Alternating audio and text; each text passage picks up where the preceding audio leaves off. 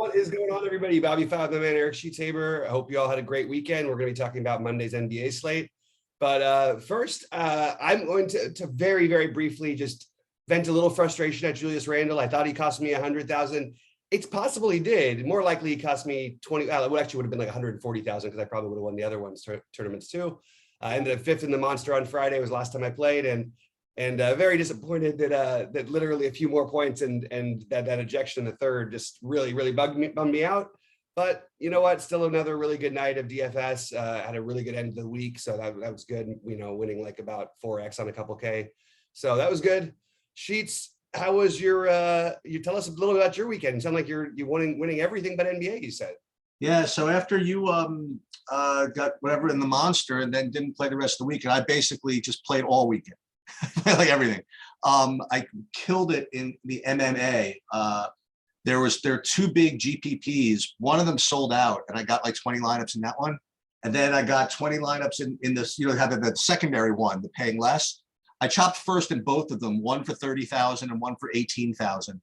And what was cool about that is I'm the first to admit, like when I get lucky and win stuff, and when process got me there.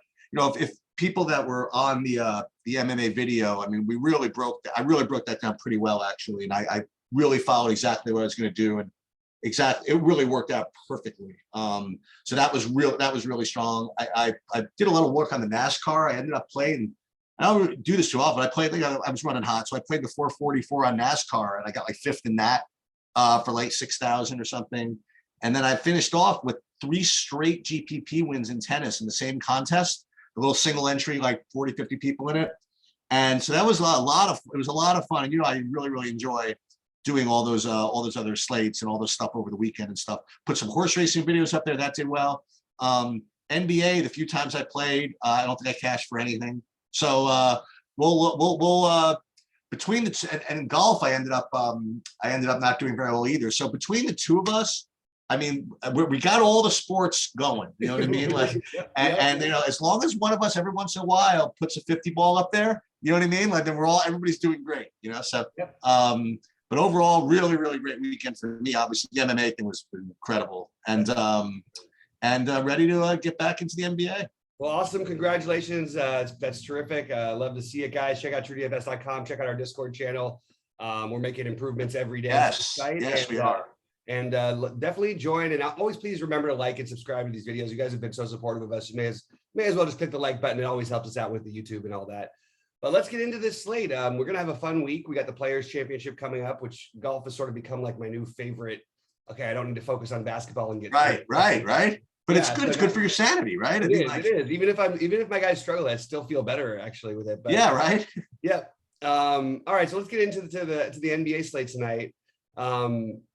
I'm looking at the overall, and I think that there's a couple of really good plays. I think even some of what's going to show up as incredible chalk there's bus paths there. I just nobody who stands out as a must-have to me on first glance. Anybody for you? I know that. Well, it's going to depend on the Brandon Williams. What happens with Golden State? I guess who starts for them is the determining answer. Sorry, Sheets. Go ahead. Well, I was going to say, in general, it's pretty straightforward slate. There's like all the value on Portland. There's the value on Golden State, and that's where you start. Like you said, figuring out which part of that is unfadeable and which part of that is fadeable, and is the key to most slates nowadays. And today's no exception. Yep. Yeah. Well, we'll get into it as the games come up. I was just trying to say that I don't think that. Everybody who stands out from a point projection, I just think I don't buy any of it. And oh wow, that's cool. Well, I don't think it has to be Brandon Williams putting up a career high tonight. You know what I mean? I think it's very likely, but it could be Keon Johnson, it could be McLemore, it could be Elijah Hughes, it could be they could play a little bit of Kellen Blevins. I'm just saying that everybody who's out there at this moment, while they might be good plays, I think they're getting a little over projected. Still probably good plays, but I don't know. It's my first glance look. What do you have with the Atlanta-Detroit game? Yeah, with the Atlanta-Detroit game, I really don't have too much. I just have I really don't not get into much of anything except maybe Trey. So again, if you're going to play those value plays from those other games, and you'll be able to spend up. You got to figure out where you're going to spend up, and I do think Trey is a very reasonable spend up. I've been playing Cunningham. I'm not getting him tonight, but that doesn't mean I won't later. But right now, it's just Trey for me in this whole game. Yeah, I think that, I mean, Herder is questionable, so that would make a difference. I think Bogdanovich is a good play, basically like just a solid play every game. I mean, he's been in that low to mid 30s and sometimes the 40s, but I don't think this is the right slate where we need to do it. It's interesting to see what happens with Collins' minutes. And yeah, I mean, there's nothing like, it's a good matchup because Detroit doesn't play very good defense, but they do play slow. Trey today fits in that category. Like, yeah, you have money to spend. He's not going to be he's going to be higher owned and in a worse spot than he's been in a while. And I think he's going to get played more. So I'm always a little bit trying to find a way around that. I do think Cade is a great play in this matchup. But it's really just those two that I'm catching my eye at first glance. There's a lot of other guys I can make arguments for, but it's kind of pointless unless Herder's out. And if Herder's out, I just think I don't even know if it does that much. I think you get maybe a little more Gallinari. I don't even actually know how much more it would actually do with him being out. So that's probably going to be it for me for that game. Chicago, Philadelphia, kind of similar. I like the top fantasy point producers for both teams. I like DeRozan from Chicago. I like Embiid and Harden for Philly, but I don't know if I'm going to get to any of them. A lot of it really depends on whether DeJounte Murray plays in that later game. He's considered questionable. Mm-hmm. And if he's in, he's extremely strong. It's kind of weird for me saying this, right? That DeJounte Murray is like a better play than James Harden. It's weird to say, but that's just kind of the reality now. So I don't know if I'm going to get up to Harden and LeBron at 11-6. Very similar price to Harden, I think is probably a better option as well. So I don't know. And with respect to Embiid looks like a really good play, but is he as good of a play as Jokic? So either of these guys are pretty good, but I don't know if I'm going to get to them. In Chicago, again, DeRozan is, again, you'll be able to spend for him if you want. I just don't know if that's where I want to go. Yeah, it's interesting because Harden on FanDuel is 10-4, and I think totally reasonable over there. Obviously a better Draftkings player, the way the points break out, but that's interesting. I don't know that no one's going to play these guys, or hardly anyone's going to play these guys. And they definitely have the upside to be a strong play, especially in this matchup. So I don't know where I stand with them right now. As of right now, I mean, I guess that I'm sort of in a wait and see kind of mode. I don't even know what that means, wait and see for, but wait and see exactly how strong I feel about the value. I really am doing this as like a first look today. And on the Chicago side, I like the idea of just keep taking shots with Levine while he's reasonable on FanDuel. I mean, he's a reason I almost won the tournament the other night, is that no one plays him and he put up 52 fantasy points. And at 7,700 on FanDuel, that's pretty damn good. So I like that price on FanDuel, even though he's a better DraftKings player than he is a FanDuel player. But I could see Levine having a big game here. It's just hard. I don't know. It's hard with his pricing on DraftKings to make sense with some of the other guys, but I think he does stand out still on FanDuel. So that if you're going to have a run back, he'd be my favorite, actually. Yeah, but I'm not in love with this game for DFS purposes, and that might change before 5:45 Eastern today. All right, Miami and Houston, and we have to worry about whether Houston's going to get smoked. They played a good game yesterday. Does that mean they're going to play a horrible game today, like they sort of seem to trade off? Sheets, what do you got in this game?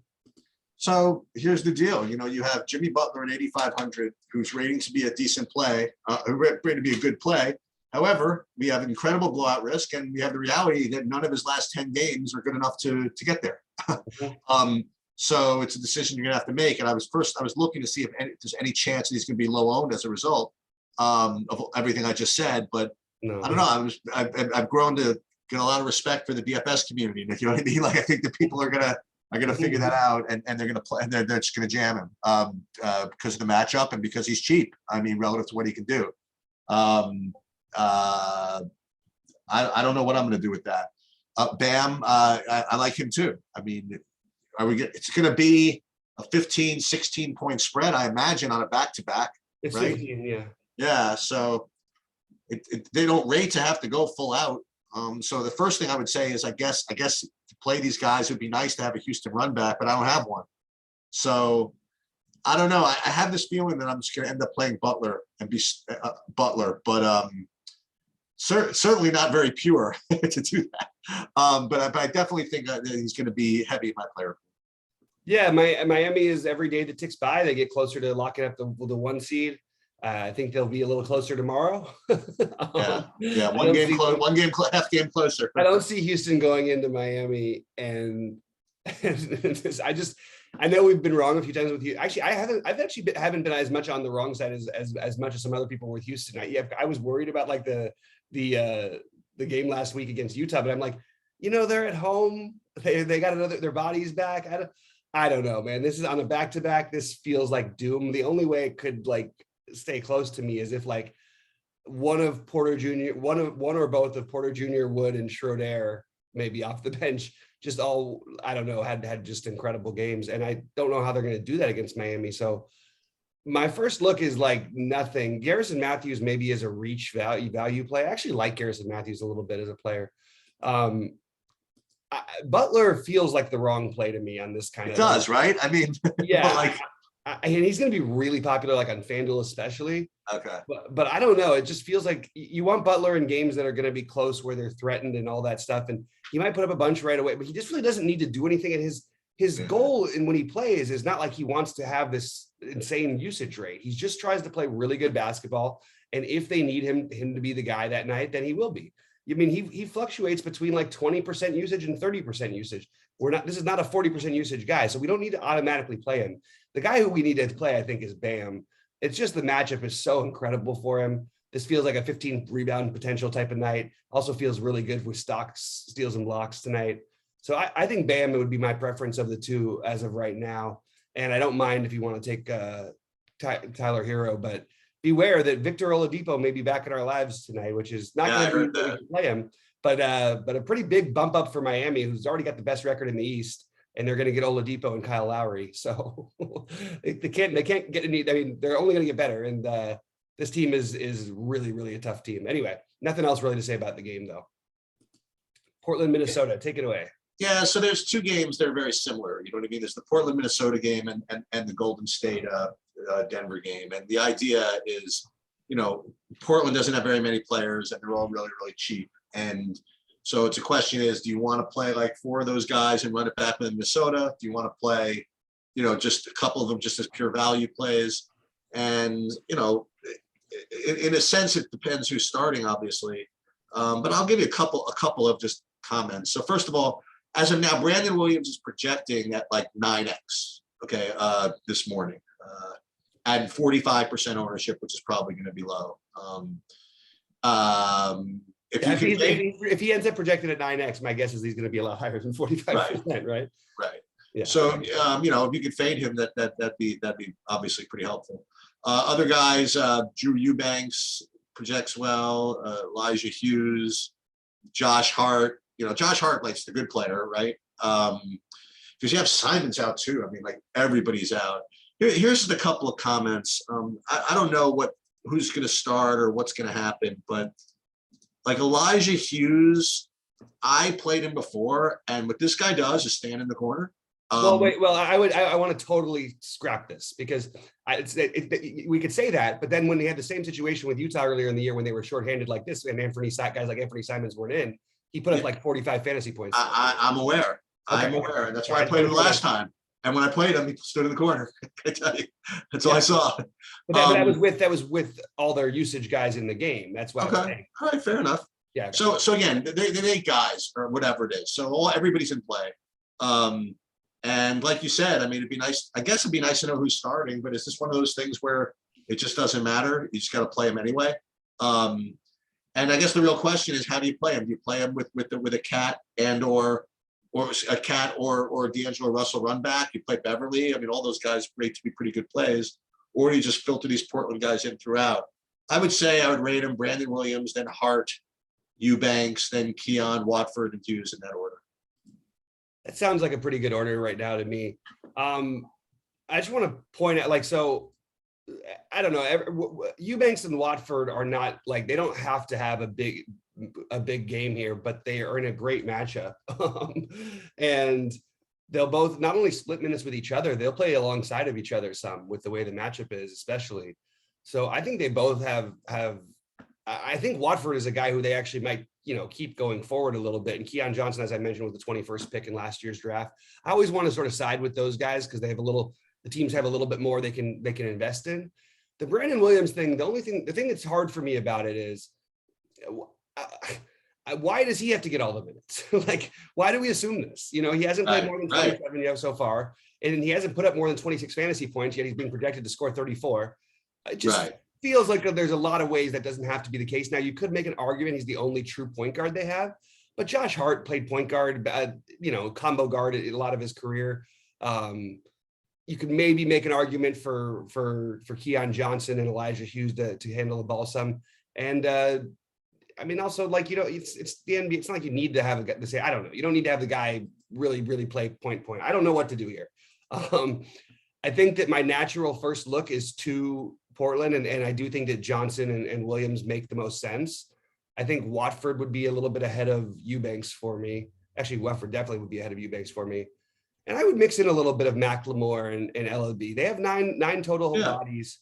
Sure. These guys are going to get run. It's really hard for me to project. I'm going to have to look at some recent trends with Portland because I don't know that they really want any of these guys outside of Josh Hart playing a bunch. And that becomes the question is, like, Josh Hart will probably be used only in lineups where I am running back Minnesota guys. And my favorite Minnesota run back is, just in terms of raw points, obviously is Cat. But Cat is on FanDuel like a phenomenal play at 9,200. He should absolutely have his way with these guys. But I don't think people are going to play D'Angelo Russell much. And I just think that it's worth taking a shot on him when he's going to be low owned. On FanDuel, he's also only 7,600. You could get a full-on game stack here and then still do something else. And like a 4-2 kind of a deal and spend up at 2 spots and have a pretty nice looking lineup if you get what you're expected if this game stays close, which is also another big problem. What's the spread here? There's 6-16 also, right? Yeah, 15. Minnesota's been beating the hell out of everyone. We do have Beverly, Reed, and Prince questionable. Any of those guys being out could open up some extra minutes for these other guys. But Beverly seems fine too, in addition to the guys I mentioned. And then you have McDaniels and Vanderbilt, who both are reasonable. Like, so there's a lot of guys you could play here. And by the way, the guy who that's funny, everyone played him. And then he wasn't terrible. He just didn't do much. But now he's losing. He lost a little minutes in the last game. So now we're only projected him to play 20 minutes, and it's Beasley. Who are you talking about? Beasley. And his price is still 3,600 on FanDuel. Like, if you do think there's a blowout angle, he could not only have something to do with it, he could actually stay on the court with the bench unit potentially. So it's really going to depend on what happens with Beverly, Prince, and Reed. But overall, it's very tempting to get a 3-1 or a 4-2 for Portland stack. But again, there's some other options later, but this is the first game that actually stands out for me. How about Utah and Dallas for you, Sheets? Yeah, so I like so the four big spends, like Jokic, Murray, Doncic, Luka, and LeBron. I like them all. And Luka's one of those four, so I don't know who's going to be lower owned between all four of those guys. I think they're all going to be about 15 to 20%. So I have no problem playing Luka. I'm not getting into too much though of anything else in this game. You like anything in this game aside from Luka, or you like Mitchell? Or you like anything? I like Gobert. Okay. I feel like there could be a big, it's sort of a slow paced game. He had 17 rebounds the last time he faced this team. Kind of has 17 rebounds every night, so it's not really anything special for him. But it's just one of those things where will he get a few putbacks and a couple blocks, and next thing you know, you're at 50. And if he gets more than a couple and more than a few for a team that can occasionally get a little sloppy, although they've been way better lately, you could be looking at a monster performance from him against a front line that can't match up physically, and that he doesn't really need to guard anybody, so he can sort of roam, gives him the room to get some steals and block. I just think it's a good spot for him. That's pretty much my only guy here. I think that while he's in this price range at 5.2, if you wanted to just make a weird play that guys aren't going to play, Bogdanovich, forget the recent. Oh, actually, look at the recent number then if you want to look at the last one. He made 11 threes in the last game. That's insane. I didn't even realize that happened. That was yesterday. Okay, so maybe I don't want to play him right now, but 11 threes, he's 4,100 on FanDuel. I mean, I don't know. And he's 5,200 on DraftKings. I think Bogdanovich is in play, but I'm kind of annoyed. I didn't even realize that game happened yesterday because I was going to come in. I was ready to say him as a large field play, and maybe he won't be totally overlooked anymore. Maybe he will be still, but I think he's an interesting play at 5,200 because he just put up 50. He just proved the reason why. He just put up 50 in a game. Luka, I like. That's it. I don't know what else to say. He's definitely. I definitely prefer him a little bit to the other spend ups we talked about so far. That's really all I have here though with him. And I don't think I'm getting to anyone else on Dallas today on either site. Unless Brunson or Kleber are out. Lakers San Antonio Sheets. What do you think of this one? Well, I mean, LeBron's coming off a ceiling game 2 games ago. Mm-hmm. And I think this is his first of all, this is the deal, right? Now it's gonna be okay. I'm gonna personally get my team into the playoffs pretty much every game. Hopefully. He's going into San Antonio, which is going to be a very high-paced game, as usual, depending on whether I can't imagine him sitting DeJounte Murray. But you know what? If he's hurt, it means he's going to sit. I presume they play. I presume that you're going to want to get lineups of both these guys. You can certainly make it work. The other guy that I would consider from LA is Malik Monk, maybe, as kind of a pivot off of some of that other value. But that's pretty much it. LeBron and I would probably either play them both or fade LeBron. Because I do think the Lakers can get rolled out of this game, can get roasted in this game also. I think they're going to need a LeBron like ultra ceiling every game to be competitive at this point. I hate to say this, but I don't have what's his name on my radar anymore. Westbrook. If you tell me it's time to play him, you let me know. But I really just have either LeBron and DeJounte together or probably nothing. Yeah, I hear you. I mean, it's the way that they play. I don't really understand. It's very interesting the way usage and everything works because, I mean, there's still like implied assists. Like Russell Westbrook should have a lot more than he has had over the past 2 months, basically. But that's so for the most part, that's true for LeBron as well. It's just because the Lakers can't make shots. I think that we do want to do something in this game because pretty much like you said, like Monk, it's a good pace matchup for everybody. Yeah. And LeBron is, doing the team on his back thing. He does seem to do it more at home in front of the Rams for some reason. That was a big thing. He was having the back and forth with Matt Stafford. He's like, I had to do it because he's in this last big game that he had like that was when Aaron Donald was on the court. Just kind of funny, but LeBron, yeah, I think he's a strong play on DraftKings, and I think that I like the idea of the LeBron and Murray. I don't know how much I'm going to get to because I think I still prefer Luka a little bit, but LeBron on FanDuel is 10.2. Too cheap. So is Westbrook though. I don't care about recent. Is he under 6K yet? He's 6,900.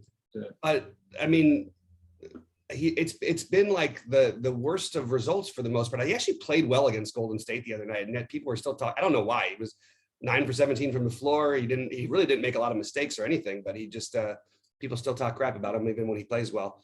I don't know. I would take a shot at Westbrook at 6,900. I just think that it's a good pace game, and there's plenty of routes where he can put up a big game, even though he's not getting the real role. 6,900 though, that seems like it actually feels like a fair price for what he's been doing.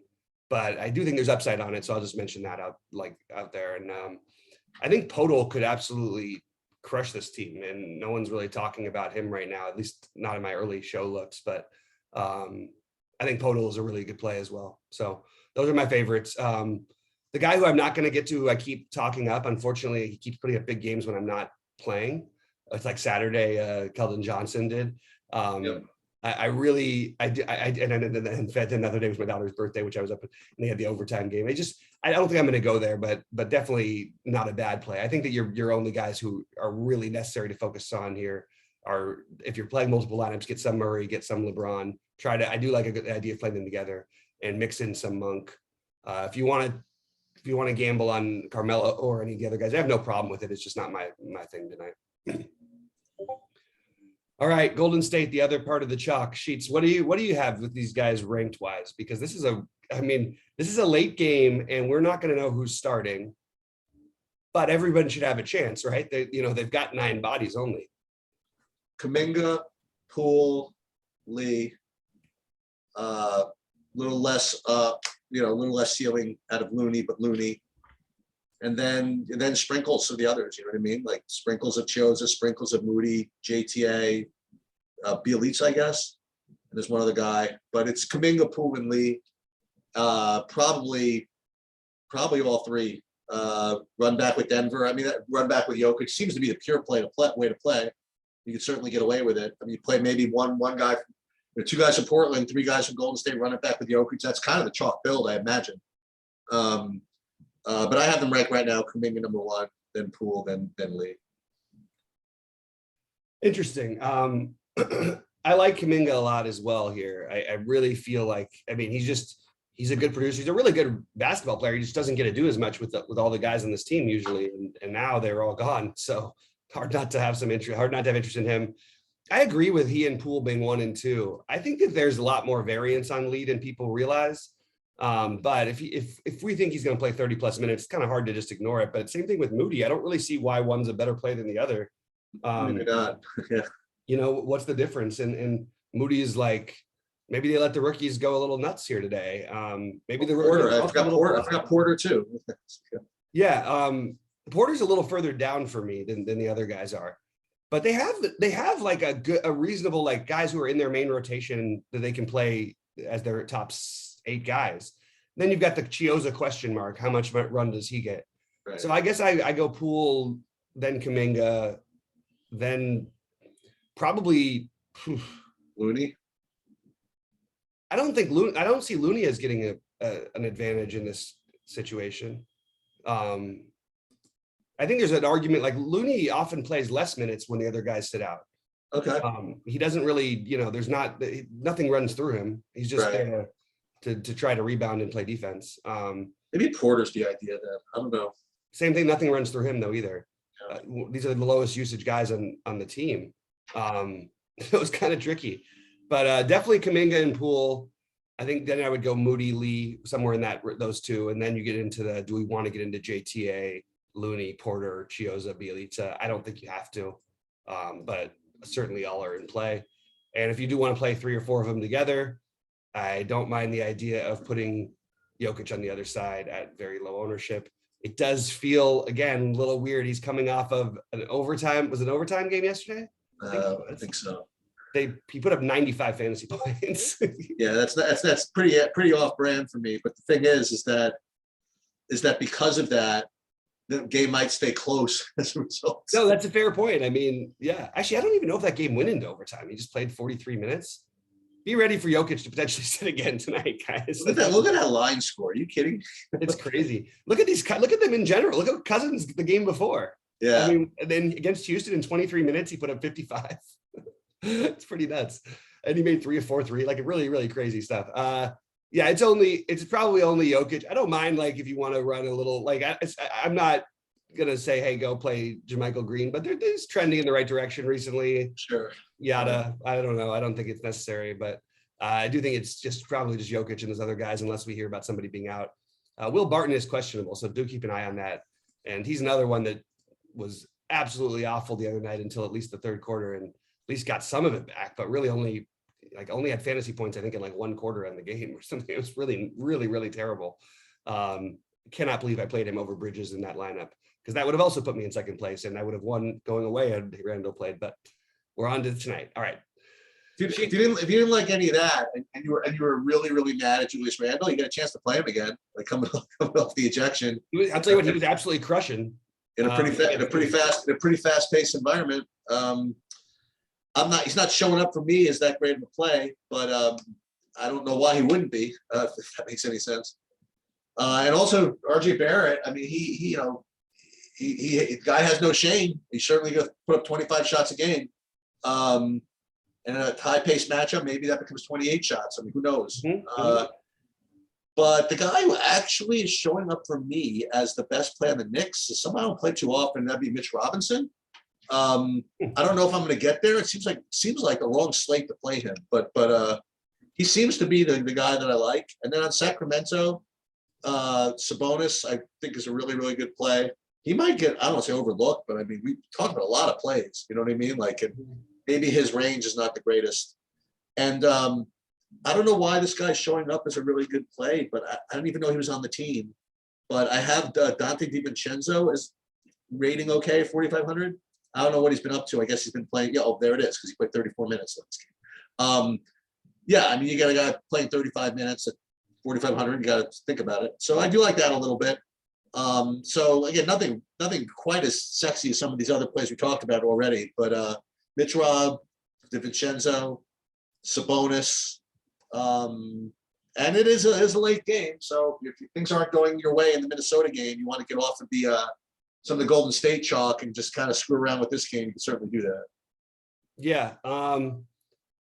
Yeah, I actually like Randall in this matchup, and I like Mitch Rob. I like that call a lot. Like, I think this is the times you want to play him are when you get these high-paced situations with sloppy teams, and he can just put up a monster game in these spots. So I don't think I'd be playing those guys together much. They sort of eat his rebounds and some of the low post scoring and all that stuff. But yeah, I think in order I'd go Randall, Robinson, Barrett, and then I would get some Alec Burks exposure on.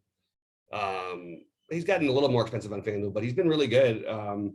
So I would play Burks at 5,200 on FanDuel probably, but probably not on DK at 58. It's okay, it's not bad, but that's my ranking for them. And then I mean, feels like one of every night Fox puts up a monster game or Sabonis picks up a monster game. I don't love this necessarily for either of them, but I'm definitely open to all of it. And you know, we talked about I mentioned when DiVincenzo was traded here that I expected his minutes to sort of start ramping up, and that they would try to play Mitchell, Fox, and him together. Oh, okay. And it's starting to happen.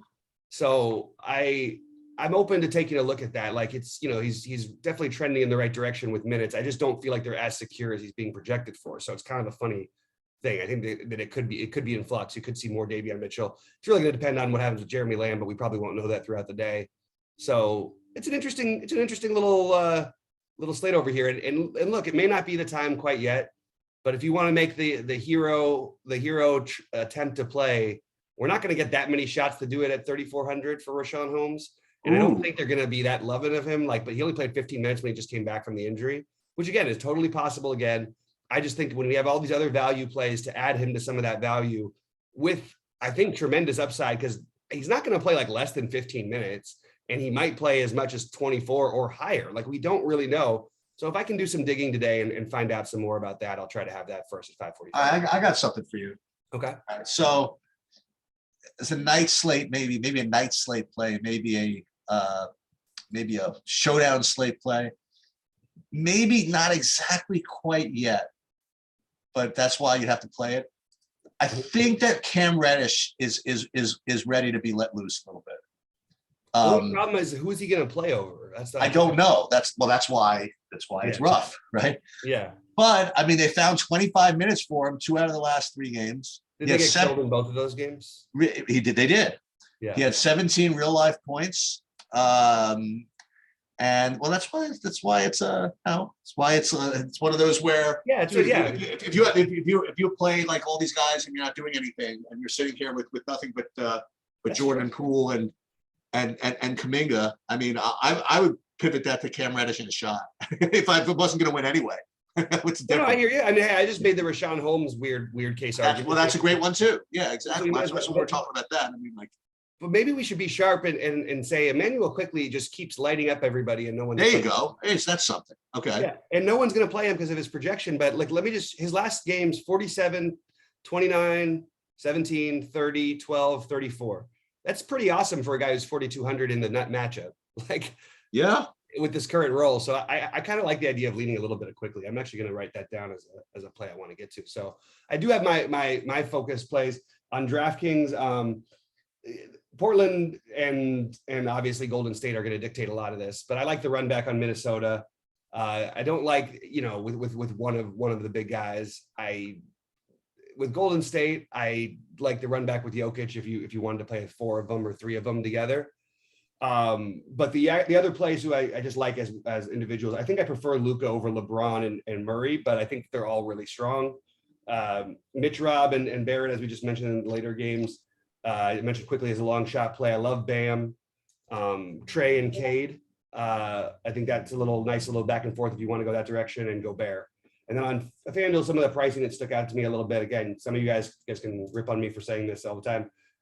Westbrook, Harden, Vucevic, Levine, Watford, Towns, Russell, Randall, Bogdanovich, who's 4,100 over there, which is just a little too low for me. So he just put 50. I'll still take a shot there. LeBron and Alec Burks. Those are my FanDuel plays. Anything for you? I would have you know, by the way, that the Knicks Sacramento game is the featured showdown slate game. Okay, I'll post my little showdown thing later. It's $50K for first on a $15 buy-in. Hey. We're gonna have to try this. All right. We're gonna have to have some kind of combination of Rashad Holmes, Mitch Rob, Cam Reddish, Emmanuel Quickly. We're gonna have to get those guys in there somehow. Awesome. I love it. All right. So for the showdown, there's what we do. All right. Good luck to everybody tonight. I'll see you guys at Sheets. Will you be around at 5:45 Eastern? I will. All right. Excellent. So me and Sheets will both be here, and let's make some money this week, guys. Good luck.